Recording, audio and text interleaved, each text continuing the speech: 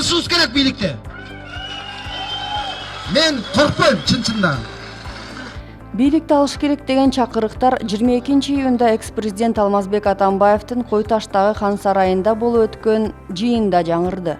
Буга себеп 20-июнда мурдагы мамлекет башчы Атамбаевди кол тийбестиктен ажыратыш үчүн ага күнөө коюу маселесин караган депутаттык комиссиянын корутундусун жогорку кеңеш жактырып, аны башкы прокуратурага жиберген. Атамбаевди соттойбуз депчи, мен алардын сотуна бара турган адам эмесмин.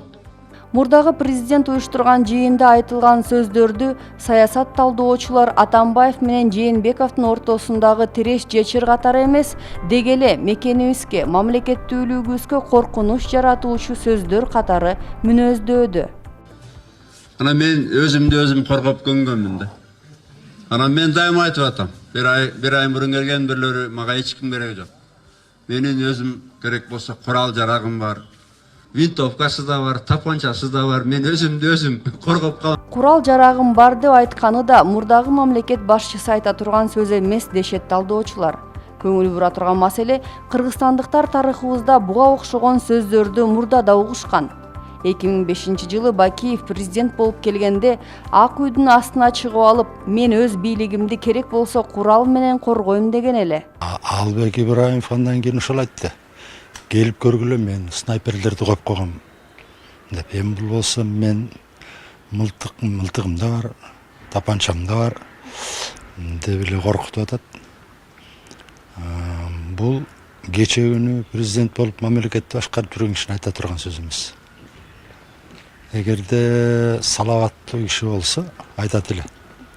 Албетте биз мыйзам мамлекет куралы деп аракет кылып аткан мезгилдебиз.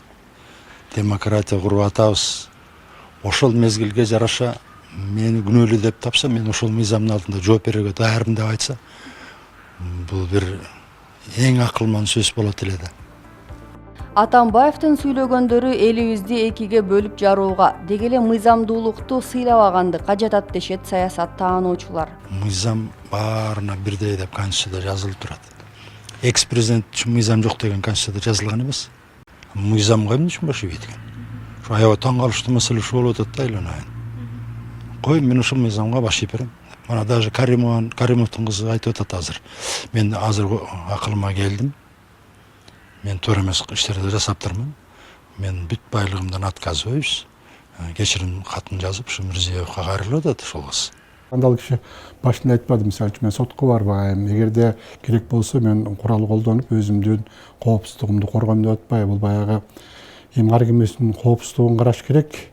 Бул иштердин бүт баардыгы тең бүгүн пайда болгон жок да. Бул баягы 20-июнда жогорку кеңеш атайын тиги экс-президент макамына алып, анан мойнуна күнөө коюу боюнча өзүнүн токтомун чыгарып баш прокуратурага берди. Ошондон кийин мына ушундай иш болуп турат. Эми бул биз мындай деп айтсак болот да, баягы бизде мыйзам деген бар, закондуулук, мыйзамдуулук деген бар да. Туура мыйзамдык биз баарыбыз сыйлашыбыз керек. Бирок ошол эле убакта мыйзам адилеттүү болуш керек. Мисалы үчүн баягы баланча мыйзам болуп турушат депчи, мисалы үчүн мыйзам адилеттүү болуш керек. Ошон үчүн бул жерде баягы жогорку кеңештин мен чечимине баш ийбейм, мен сот бийлигине баш ийбейм деген сөз болот да. Бул мыйзамдуулукка каршы чыккан деген сөз да. Эскерте кетсек, парламент экс-президентке карата 6 жагдай боюнча бийликти узурпациялады. Кой Таштагы тамынын жери мыйзамсыз. Крим авторитет Азиз Батукаевди бошотууну уюштурган. Акча далдаган АК-Инвест компаниясына тиешеси бар. Бишкектин жылуулук электр борборун модернизациялоодогу коррупцияга аралашкан жана ал жака көмүр ташыган ишкананын кызыкчылыгын коргогон деп шектенүүгө негиз бар деген тыянакка келген. Эмне үчүн дүйнөдө 21 президент соттолот да, экс-президент кылмыш үчүн. 22-чи Атамбаев соттолбош керек. Мен сиздерге санап берейин. Бразилиянын президенти Русев, Аргентинанын президенти Кришнер, Египеттин президенти кете сотто кайтыш болду Мурси, Кениянын президенти Кениятта, Грузиянын президенти Грелбажет Саакашвили, Египеттин президенти Мубарак, Франциянын президенти Саркози Байкуш мэр болуп туруп 5-6 жумушчу орунду жалган түскөн деп соттолгон. Бул Атамбаевка караганда анын кылмышы деги эле кылмыш эмес. Фукиморо, Перунун президенти 25 жылга соттолгон. Тейлор бул Гага соту менен дүйнөлүк правосудияга соттолгон.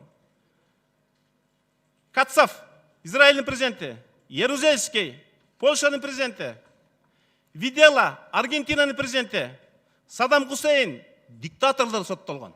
Ирактын президенти, Пиночет, Чилинин президенти, Милошевич, Сербиянын президенти, Нориега, Панаманын президенти, Чаушески, Румыниянын президенти, Качарян, Армениянын президенти, Южный Кореянын президенти, кечээден баштап Украинанын президенти. Силер дүйнөлүк конвенцияда таап бергилеши, Кыргызстандын президенти соттолбош керек дегенди. Бүгүн башкы прокуратура экс-президент Алмазбек Атамбаевди кол тийбестиктен ажыратыш үчүн түзүлгөн депутаттык комиссиянын бийликти узурпациялаган дегенден башка калган 5 айыбын негиздүү деп тапты.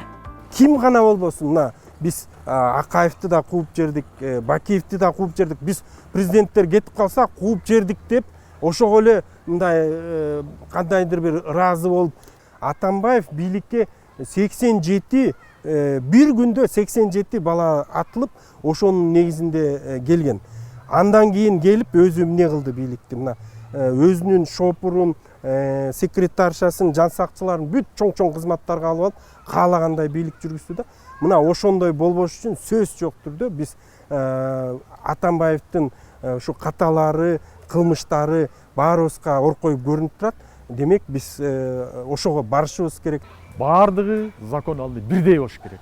Бардыгы закон алды бирдей болуш керек. Анан каалагандай кылып, каалагандай теге туура эмес иштерге жол берип, коррупцияга абдан батып, анан жооп бербей качып кетип, же башка менен болсо бул болбойт. Анда ойлойт калган, демек ушундай жеп ичсек болот экен, коррупциялык иштерге жол берсек болот экен, анан жооп беришиптен мындай эле качып кетет турбайбы деген бизде мондай бир прецедент түзүлбөш керек. Ошого жол бербеш керек да. Азыркы коомдук саясий кырдаалды жеке өз кызыкчылыктарына, максаттарына гана пайдалангысы келген айрым көмүскө күчтөр жана саясий топтор бар экендиги шексиз. Учурда коомду бөлүп жарууну күчөтпөй, мыйзамды сыйлап, элементардык талаптарды сактап, мыйзам чегинде аракеттерди жасаш керек деген серепчилер айтышууда. Себеби жеке кызыкчылыктан жалпы элдин, өлкөнүн кызыкчылыгы баарынан жогору болушу керек.